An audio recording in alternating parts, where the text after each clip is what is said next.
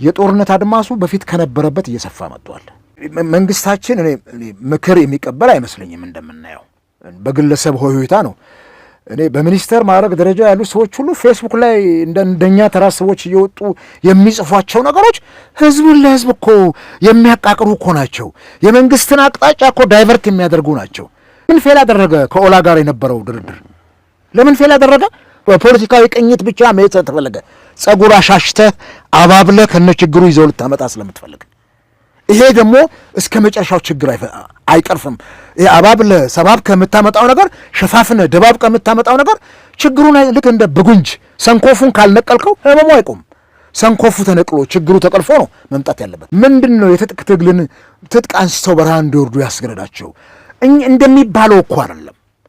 ብልጽግና እንደሚለው አይደለም እኮ እንደ ተራ አድርገህ 2 እና 3 ክላሽ ይዘው 4 ኪሎ ቤተ መንግስት ያምራቸዋል እንደምትለው አይደለም። እንደምታውቀው በያዝ ለቀቅ ነው ወይም በገባ ወጣ ነው። ከዚህ በፊት የነበሩ ድርድሮች ጭራሽም ድርድር ያልተጀመረባቸው ደግሞ ወይም ደግሞ ድርድር ያደረጉ የሌሉ አካላት አሉ።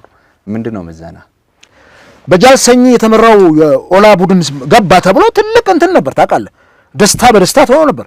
ችግሩ ቆመ ወይ? ከዛ በኋላ አልቆመም። ቶታሊ እንዲያውም በጣም እየጨመረ መጣ። ችግሩን የሚያቆም ድርድር ነው መደረግ ያለበት እንጂ የአንድ ሰሞን የፖለቲካ ትርፍ ለማግኘት ብቻ የሚደረገው ውርውር የትም አያደርስም። ተመልሶ ያው ነው። አሁን ላይ ያለውን የኢትዮጵያን ሁኔታ ስናየው በየቀኑ አዳዲስ ችግሮች እየተወለዱ መጥተው አገሪቱን በጣም አጣብቀኝ ውስጥ እየከተታ ሲመጣ በየጊዜው እያየን ነው። በየቦታው የጦርነት አታሞ የሚደለቅበት፣ በየቦታው መገዳደል ያለበት፣ በየቦታው አፈናና መሰወር ያለበት፣ የፖለቲካ ምህዳሩ እየጠበበ የመጣበት፣ የፖለቲካ ፓርቲዎች እንደልባቸው በፖለቲካ ምህዳር ውስጥ እንዳይዋኙ የተከለከለበት፣ እንዲያውም ወደፊት ብልጽግና አውራ ፓርቲ ሆኖ የመውጣት እንትኑን እየጨመረ የመጣበት ይመስለኛል። አሁን ያለው የፖለቲካ ድባብ ሁሉም ነገር የጦርነት አታሞ የሚደለቅበት ነውና ይሄ የማይረጋጋ ከሆነ በተለይ አማራ ክልል፣ ኦሮሚያ ክልል፣ ትግራይ ክልል በጣም ትልልቅ ግዙፍ ህዝብ የያዙ እነኚህ 3 ክልሎች በጣም ጥንቃቄ የሚፈልጉና አገርን ለማሻገር የነኚህ ክልሎች ሰላምና የዜጎች ደህንነት ወሳኝ መሆኑን ስለምናስብ አውዱ በዚህ መልኩ መቀጠል መቻል የለበት። ሀገሩ እንደ ሀገር መቀጠል ካለበት ገለልተኛ ተቋማትን መስርቶ መሄድ ይኖርበታል ወይ ሚል እውን የሰብአዊ መብት ኮሚሽንም ምርጫ ቦርድም አሁን ባላቸው አቅም እየሰሩ ነው ሚል አመኔታ አላችሁ? ዶክተር አብይ አህመድ ጠቅላይ ሚኒስትር ከሆኑ በኋላ የመጣውን ዘመን እነኛ ተፈትሸው ችግሮቹ ህጻቸው ተነቅሶ መታረም የነበረባቸው ጉዳዮች እንዳሉ ቀጥለዋል። እነሱ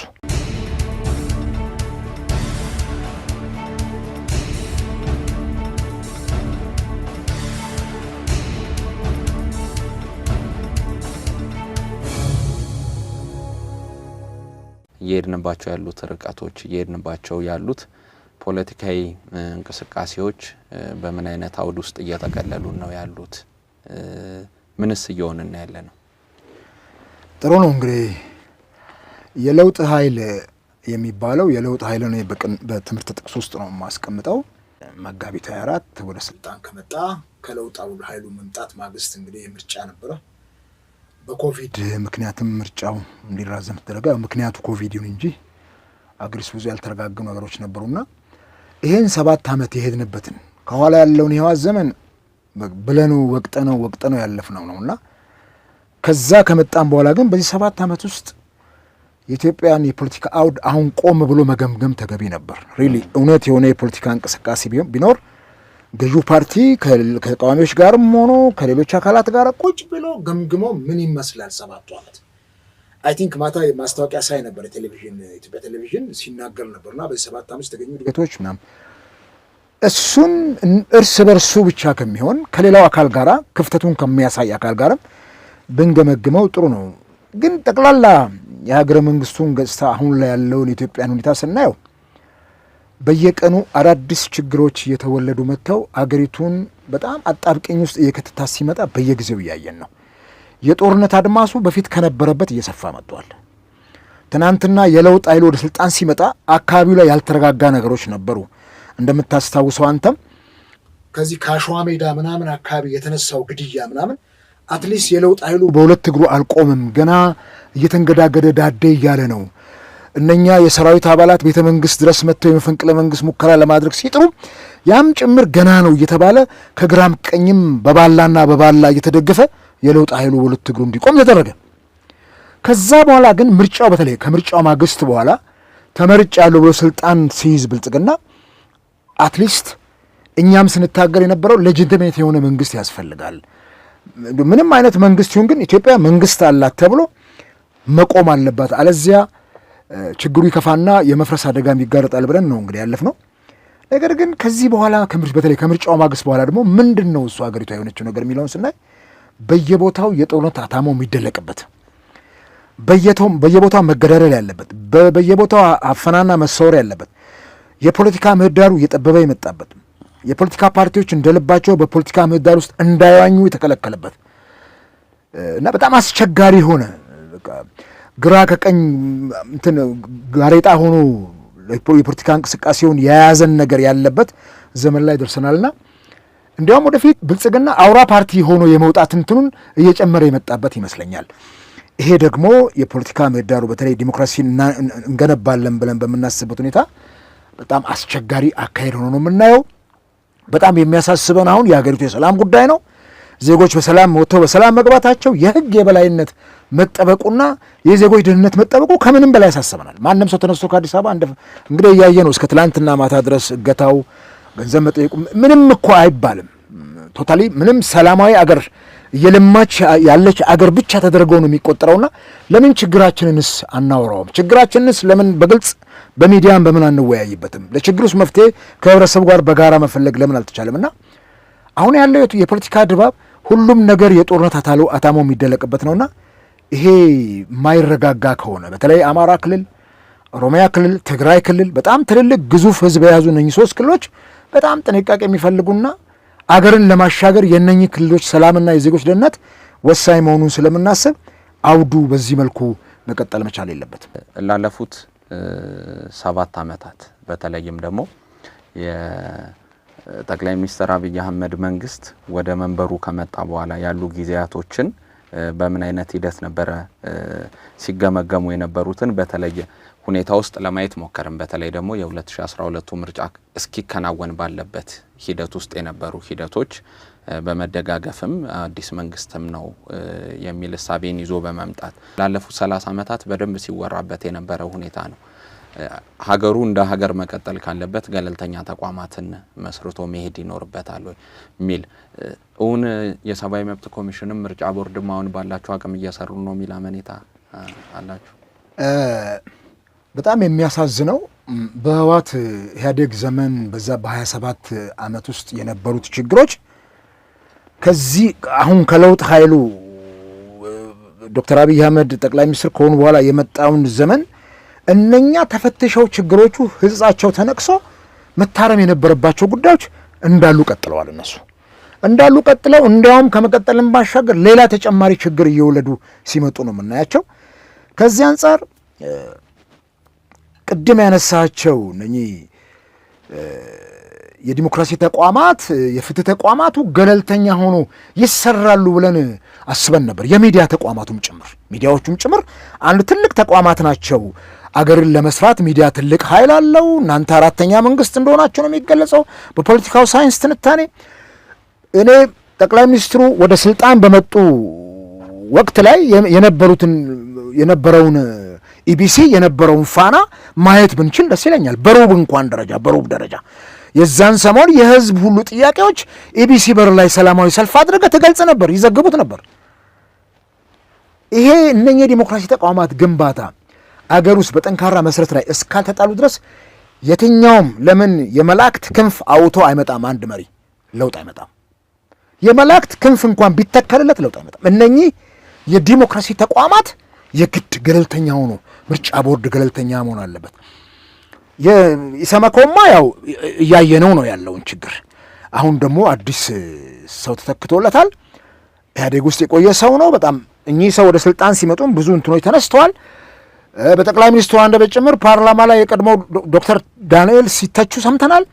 በጣም በርካታ የሰብአዊ መብት ጥሰቶችን ጭምር ኢቭን የፖለቲካ ፓርቲዎች እኮ ችግር ሲገጥመን አባላቶቻችንን ሄደን ኢሰመኮ ነበር ምን ጠይቀው ተሰወሩብን፣ ታሰሩብን እያል እንዲህ አይነቱን ተቋማት ገለልተኛ አድርጎ መስታወት እኮ የምናየው ከፊት ለፊታችን አድርገን ፊታችን ላይ ያለውን ገጽታ ቆሻሻ ነገር እንከናችንን ለማየት ነው መስታወት የምናየው። መስታወት ናቸው እነኚህ ተቋማትና ለገዥውን ፓርቲ እነኚህ የዲሞክራሲ ተቋማት ገለልተኛና በአቅማቸው መጠን የሚንቀሳቀሱ መሆን አለባት። የእነሱን አቅም ማጎልበት፣ የፍትህ ተቋማቱን ፍርድ ቤት፣ ፖሊስ፣ የደህንነት ተቋማት በግልጽ አሰራር የሚንቀሳቀሱ መሆን አለባቸው። እያየነው እኮ ነው። የፍትህ ተቋማት ፍርድ ቤት የፈታውን ፖሊስ አልፈታም ብሎ መከራ ያበላል። ከፍርድ ቤት በላይ የሆኑ ሹማምንትና ድርጅቶች የተፈጠሩበት ዘመን ነው። ከዚህ ውጪ ይሄ የህግና የስርዓት አለመከበር የምናየው ችግር ነው፣ እጅግ በጣም በከፋ መልኩ። ዛሬ ኢትዮጵያ ውስጥ በጣም በርካታ የታጠቀ ኃይል አለ፣ በየቦታው ሲፈነዳ እናያለን። ምንድን ነው እሱ? ቆም ብሎ ማሰብ። ምንድን ነው ችግሩ? እኔ ጋ ነው ችግሩ? እነሱ ጋ ነው ችግሩ? ይሄ ማየት ተገቢ ነው የሚሆነው። መንግስታችን እኔ ምክር የሚቀበል አይመስለኝም። እንደምናየው በግለሰብ ሆይታ ነው። እኔ በሚኒስተር ማዕረግ ደረጃ ያሉ ሰዎች ሁሉ ፌስቡክ ላይ እንደኛ ተራ ሰዎች እየወጡ የሚጽፏቸው ነገሮች ህዝብን ለህዝብ እኮ የሚያቃቅሩ እኮ ናቸው። የመንግስትን አቅጣጫ እኮ ዳይቨርት የሚያደርጉ ናቸው። በሚኒስትር ደረጃ ያሉ ሰዎች እኮ የሚጽፏቸውን ነገሮች መጠንቀቅ አለባቸው። ሶሻል ሚዲያውን እንደ ማንኛውም እንደኛ አይነቱ ተራ ሰው መጠቀም የለባቸውም። እኛ ልንጠቀም እንችላለን፣ ያለንበት ኦርዲናሪ የሆነ ቦታ እንትን ይለናል። እነሱ ግን ትልቅ የአገር ኢሜጅ የሚገነባበት ቦታ ያሉ ናቸው። ትልልቅ ኃላፊነት አለባቸው። ከነሱ አንደበት የወጣው ነገር የመንግስት አቋም ነው ብለን ነው እኛ የምናምነው። እኔ በዚህ እንዲህ ነው የማምነው። በጣም በርካታ ሚኒስትሮች ካላቸውም ኃላፊነት ደረጃ የሚጽፏቸው ነገሮች በማህበራዊ ድረገጽ ላይ ስናይ በቃ የመንግስት አቋም ነው ብለን ነው የምናስበውና መንግስት የሚያስበውን ነገር ነው እነሱ የሚነግሩ። ምክንያቱም መንግስት አካል ናቸው፣ የሚኒስትሮች ምክር ቤት አባል ናቸው። ስለዚህ በዚህ አይነት መልኩ አይደለም አገርን ወደ ጥፋት የሚከት ነገር ነውና መንግስት ግብዓት መቀበል አለበት። ሁልጊዜም ውዳሴ ብቻ አይደለም። ውዳሴ ጥሩ አይደለም። ውዳሴ ባፍጢም ይደፋል። ውዳሴን ብቻ መንግስት የሚጠብቅ ከሆነ በጣም ነው የሚጎዳው። ከውዳሴው ይልቅ ድክመቱን፣ ህጸጹን፣ ችግሩን፣ ጉብጠቱን የሚያሳዩትን አካላት በደንብ ማቅረብ አለበት። እሱ ነው የሚሻለን እኮ። በስነ ጽሁፍ ሂስ ውስጥ እኮ ነው የስነ ጽሁፍ ሰው ስለሆንኩ ሀያሲው የደራሲውን ጥንካሬ ሳይሆን መወድ ክፍተቱን ነው ሊያሳየው የሚገባው። ማየሱም እሱ ላይ ነው። ጥንካሬውንማ ሰርቶታል እኮ እሱ አሳይቶናል። ግን ክፍተቱ የቱ ጋር ነበር? የሚቀጥለው ስራው ላይ ክፍተቱን አይቶ የተሻለ ነገር መስራት ይችላል። ይሄንን መንግስታችን የሚቀበል እንትን የለውም። ጠቅላይ ሚኒስትሩም በግልጽ ነው የሚቃወሙት። አስተያየት የሚሰጡ ሲሰጥም ተቃዋሚ ፓርቲዎችንም ጭምር እንዲህ ናችሁ ብለው እንትን የሚሉት ነገር መቆም አለበት። እኛም እኮ ይህች ሀገር ናት ያለችን፣ እሷ ፈርሳ የት ነው የምንሄደው? ስለዚህ እኛም እነሱ በሚያስቡት መጠን ለዚች ሀገር እናስባለን። እውነት ነው እኮ ይሄንን ማመን መቻል ስለምናስብም እኮ ነው ዋጋ እየከፈልን ስንታገል የቆየ ነው። አሁንም በዚህ አይነት የፖለቲካ አውድ ውስጥ ራሳችንን አሳልፈን ሰጥተን የምታገለው ለዚህ ነው። ስለዚህ ይሄንን የሚቀበሉ መሆን አለባቸው። በግለሰቦች ሆይሆይታም የሚመራ አገር የለም። ምናልባት ከዚህ ጥያቄ ጋር ተያይዞ እንድታነሳለኝ የምፈልገው ጉዳይ በተለይ የመንግስት በተቃዋሚ ፓርቲዎች ላይ ያለውን አመለካከት በዚህ ልክ የደነደነ ወይም ደግሞ በአገረ መንግስቱ ሂደት ውስጥ ያላቸው መዋጮ እዚህ ግባ የሚባል አይደለም የሚል መደምደሚያ ውስጥ እንዲደርስ ያደረገው በራሱ የፓርቲዎቹ ውስጣዊ ጥንካሬ አይሆንም ወይ? ምናልባት ብዙ ጊዜ ሲወራ የነበረ ጉዳይ ስለሆነ መደጋገም እንዳይሆንብኝ እንጂ በኢትዮጵያ የፖለቲካ ሂደት ውስጥ 4 ምርጫዎች ተከናውነዋል። ባለሳሳት እንደዛ ነው የሚመስለኝ። 5 ምርጫዎች ተከናውነዋል። ከነዛ ውስጥ ኦልሞስት አንዱ ብቻ ነው ትራጀዲ እንጂ ሌሎቹን እንደ ኮሜዲ ነው ሰው የሚያያቸው የነበረው። ያንን ትራጀዲ ምርጫ እንዲደረግ ያደረገበት ትልቁ ምክንያት ምንድነው? ጠንካራ የሚባሉ የፖለቲካ ፓርቲዎች በድባቡ ስለመጡ የ1997ቱን ምርጫ ማስታወስ ስለሚገባ ማለት ነው። ከዛ በኋላ በነበሩ ሂደቶች ውስጥ ራሱ መንግስት ፓርቲዎች እንዳይንቀሳቀሱ ምክንያት የሚሆንበት ዘርዘር ያሉ ነጥቦችን ማንሳት ቢቻልም ራሱ ፓርቲዎች ውስጥ በሚገባቸው ልክ እየተንቀሳቀሱ ነው ወይ? በሚገባቸው ልክስ የህዝብን ቅቡልነት ይሄ ማህበራዊ መሰረት ጥለው የሄዱበትን አካባቢ ወይም ደግሞ ይሄ ሶሻል ቤዝ አለን ብለው የሚያስቡትንስ አካባቢ በሚገባው አገልግለውታል ወይ? ጥሩ ጥያቄ ነው። ብዙም ጊዜ ይህን የፖለቲካ ፓርቲዎች ጉዳይ በተመለከተ ኢትዮጵያ ውስጥ ያለውን የፖለቲካ ምህዳር ጋር ተያይዞ ያላቸው ተሳትፎ ምን ይመስላል፣ ደካማ ነገራቸውን ክፍተታቸውን ብዙ ጊዜ አውስተነዋል። ምንም ጥርጥር የለውም በፖለቲካ አውድ ላይ ያሉ የፖለቲካ ፓርቲዎች ቶታሊ ደካሞች ናቸው። አሁን ደግሞ በይበልጥ 97 ላይ ያየነው ትኩሳት በሰዓቱ ህወሓት መራሹ ኢህአዴግ ራሱን ያልገመገመበትና እንደው በዚህ ደረጃ ህዝብ እኔን በካርዱ ይቀጣኛል ብሎ ያሰበም አይመስልም ነበርና እኔ ግን ህዝብ አሳየ ጉልበቱን በዛን ሰዓት በካርድ ያለውን ጉልበት ሁልጊዜ የሚጸጽተን እሱ ነው። በጣም ብዙ እንትኖችንም እሱ ቢሳካ ኖሮና እናቶ መለስ በወቅቱ ስልጣናቸውን ለህዝብ ያስረክቡ ኖሮ ዛሬ ኢትዮጵያ እዚህ ምስቅልቅል ውስጥ አትገባም ነበር። በየጊዜው በምርጫ የምንቀይረው መንግስት ይኖረን ነበር። ሌሎች ሀገሮች ያፌል አደረገብን። የዛን ጊዜም የተቃዋሚ ጎራውም የራሱ ስህተት ነበረበት፣ ምንም ጥርጥር የለውም። ይሄ ሳይነሳ የሚታለፍ አይደለም። እስከ ዛሬ ድረስ በግልጽ ያልታወቀ በተለይ የቅንጅትን እንቅስቃሴ የተመለከተ የመሩ ሰዎች የሚጠየቁበት ጉዳይ አለ። ሁሉም የየራሱን ድርሻ ይወስዳል። ከዚህ በዘለለ ግን አሁን ላይ ያሉትን የፓርቲ እንቅስቃሴ ብናይ ኦልሞስት ሽባ የሆነበት ዘመን ላይ ደርሰናል። ፓርቲዎች ሽባ የሆኑበት ዘመን ላይ ይሄ የሚያሳየን ምንድነው? አንደኛ የፖለቲካ ምህዳሩ ጠቧል። ከአዲስ አበባ ውጭ ወጥተህ የትኛውን ቦታ ላይ የፓርቲ እንቅስቃሴ ለመምራት ብትሄድ በጣም ተሳቀህ ነው የምትሄደው። ወርደህ የፓርቲን ማደራጀት አትችልም። የገዢው ፓርቲ ካድሬዎች ፍዳህን ነው የሚያበሉት፣ ደህንነቶች ፍዳህን ነው የሚያበሉት። እንድትንቀሳቀስም አይፈቅዱልህም። ምናልባት የጥቅም ትስስር ያላቸው አመራሮችስ ምንም ጥርጥር የለውም። እሱ ደግሞ አንዱ ነገር ነው።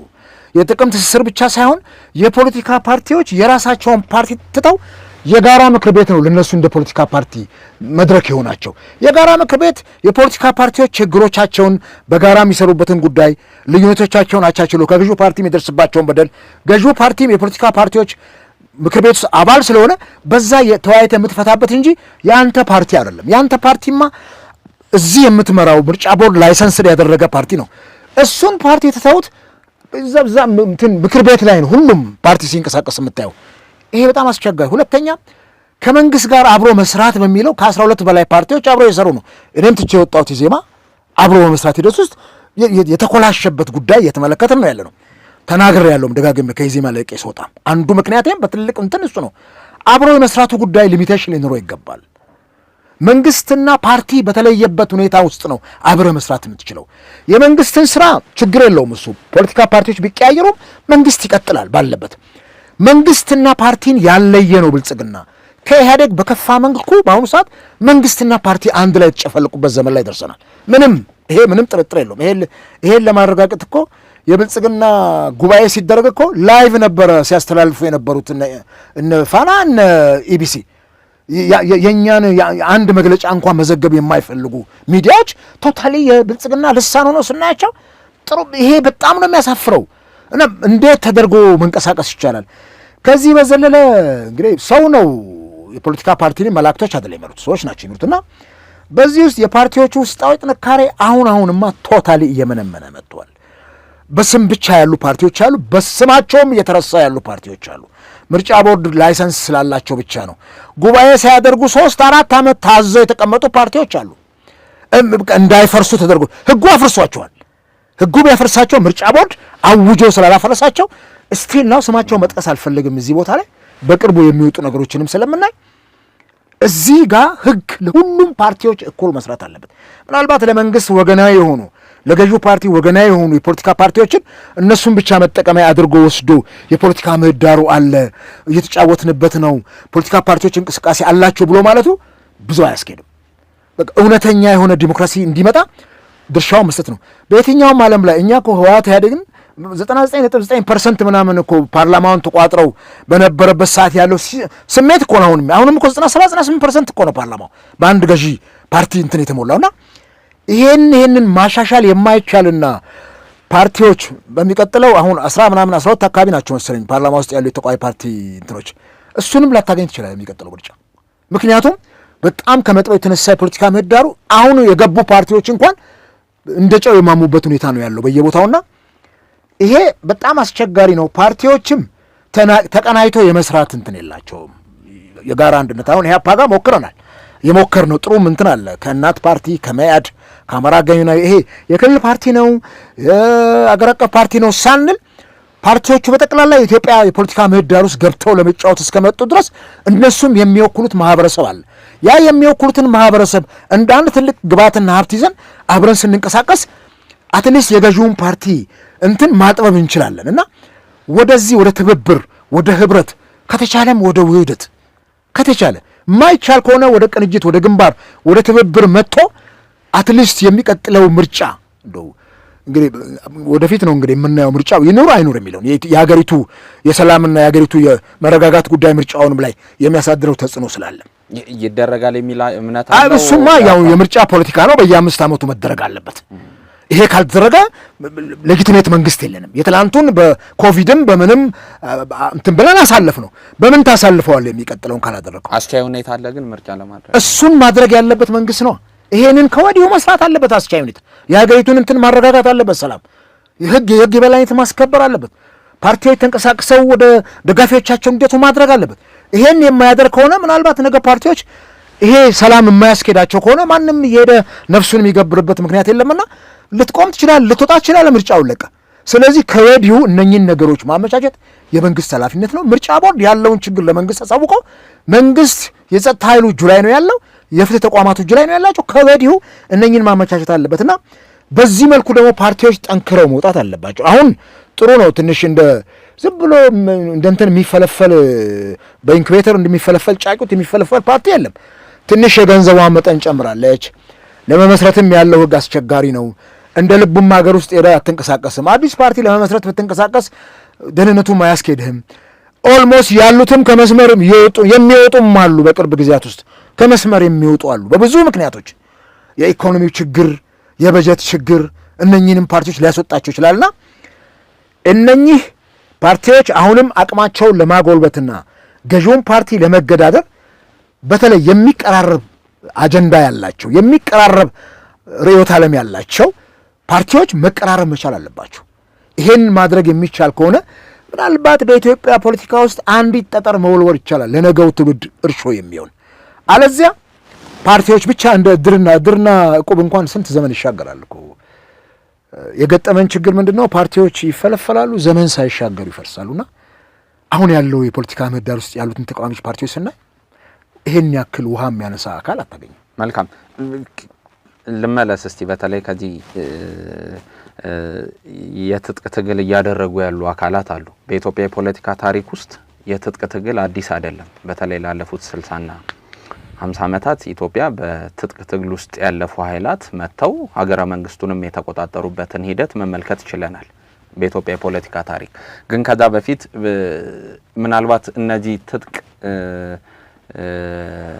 አንግበው ጫካ ወርደው እየታገሉ ያሉ አካላት የራሳቸው የሆነ ዓላማ ቢኖራቸውም ከዚህ በፊት በነበሩ የፖለቲካ ሂደቶች ውስጥ እንደምናውቀው መንግስት ከነሱ ጋር ተደራድሮ ሰላም እንዲያመጣ ሲጠየቅ ባለፉትም መንግስታት ዳተኝነት የታየበት ሂደት እንዳለ እናስታውሳለን። ምናልባት ከዚህ በፊት በነበሩ ሂደቶች ውስጥ ከኤርትራና ከትግራይ ነጻ አውጪዎች ጋር ደርግ እንዲደራደር የተለያዩ ሂደቶች በተከናወኑበት ጊዜ የነበሩ ነገሮች ነበሩ። ያንን ድርድር አለመቀበል አንደኛ ለሞደቁም እንደ ምክንያት ተደርጎ ሲነሳ ምናቆ ነው። በተለይ 1978 አካባቢ የነበረ ጣሊያን ውስጥ ሮም የተደረጉ የተናጠል ስብሰባዎች ነበሩ። ከዛ በኋላ በነበሩ ሂደቶች ውስጥ ብዙም በድርድር ያለማመን ችግር አለ። ይሄ አጠቃላይ የኢትዮጵያ የፖለቲካ መስመር ቁልፍ ችግር ተደርጎም ይወሰዳልና እንደው አሁን ላይ ያለውን የተጀመሩ ሂደቶች እንዳሉ እናውቃለን። እንደምታውቀው በያዝ ለቀቅ ነው ወይም በገባ ወጣ ነው። ከዚህ በፊት የነበሩ ድርድሮች ጭራሽም ድርድር ያልተጀመረባቸው ደግሞ ወይም ደግሞ ድርድር እያደረጉ የሌሉ አካላት አሉ። ምንድነው ምዘና? እንግዲህ ብዙ ጊዜ ያኔም በህወሓት ዘመን አደባባይ ወጥተንም ስንጮህ ሰላማዊ ሰልፍ አድርገን በነገራችን ላይ በኢህአዴግ ዘመን ሰላማዊ ሰልፍ እንደው በጭንቅ ውስጥም ቢሆን በመርፌ ቀዳዳዎች ወልክ ታደርጋለህ። ከአዲስ አበባ እስከ ጎንደር፣ ከአዲስ አበባ እስከ አርባ ምንጭ ሰላማዊ ሰልፍ መርተን አይተናል። በመራናቸው የፖለቲካ ፓርቲዎች ህዝብ ወጥቶ ብሶቱን በአደባባይ ገዛ። ዛሬ አትችልም። አንዲት ስንዝር መውጣት መጠየቅም አትችልም። እንደ ወንጀል ነው የሚቆጠረው። ይሄ ደግሞ ህገ መንግስቱ ላይ የሰፈረ ነገር ነው። ዜጎች ሰላማዊ ሰልፍ የመውጣት ራይት አላቸው። ህገ መንግስቱም ይደነግገዋል እኮ። ይሄንን ዓለም አቀፍ እንትን ተቀባይነት ያለውን ጉዳይ ኦልሞስት ዘግተው ይዘዋል። ዜጎች እኮ ሀሳባቸውን በአደባባይ ወጥተውም ሲገልጹ መንግስት የሚሰማቸው መስሎ ይታያቸዋል። ይሄም የማይደረግበትና ሁሉ ነገር ሎክ የተደረገበት ዝግ የተደረገበት ሁኔታ በመጣ ቁጥር በሰላማዊ ትግሉ ተስፋ የቆረጠ ሰው ነፍጥ ያነሳል። በህወሓት ኢህአዴግ ዘመን እኮ በተለይ ከምርጫ 97 ማግስት እኮ እነ ፕሮፌሰር ብርሃኑ ነጋ እኮ አርበኞች ግንቦት ሰባትን መስርተው በረሃ የወረዱት እኮ ስርዓቱ የህወሓት አያያዙ በፍጹም በሰላማዊ ትግልና በምርጫ ስልጣኑን ለመልቀቅ ፈቃደኛ አለመሆኑን ስላረጋገጡ እኮ ነው በረሃ የወረዱት። ምንም ጥርጥር የለውም እኮ። ሌሎቹም አካላት በረሃ የወረዱት ይሄ እኮ ነው። ኦነግ በረሃ የወረደው በደርግ ዘመን ባለው እንትን በፍጹም ስርዓቱ ወታደራዊ አገዛዝ ነው፣ ስልጣኑን በቀላሉ እንደማይለቅ የምርጫን ፖለቲካ እንደማይኖር ስላመኑበት ነው። አንድ ነገር ሎክ ከሆነ ከተዘጋ ሌላ አማራጭ ነው የምትፈልገው። ያ ደግሞ አማራጭ የሚሆነው የነፍጥ ትግል ነው። አይመከርም የነፍጥ ትግል። በነፍጥ ትግል የሚመጣ ለውጥ ከባድ ነው። አገርም አይረጋጋም። መጥቶም አይተነዋል። በጣም በርካታ ነገሮችን አድርጓል። ስለዚህ በትጥቅ ትግል ውስጥ ያሉ አካላት ለምን ሄዱ? ምንድን ነው የትጥቅ ትግልን ትጥቅ አንስተው በረሃ እንዲወርዱ ያስገረዳቸው? እንደሚባለው እኮ አይደለም። ብልጽግና እንደሚለው አይደለም እኮ። እንደ ተራ አድርገህ 2 እና 3 ክላሽ ይዘው 4 ኪሎ ቤተ መንግስት ያምራቸዋል እንደምትለው አይደለም ነው እንዴ? መሬት ላይ ያለውን እኮ ሀቅ እያየን ነው ያለ ነው። ለምን እንዲያቃለን እናየዋለን?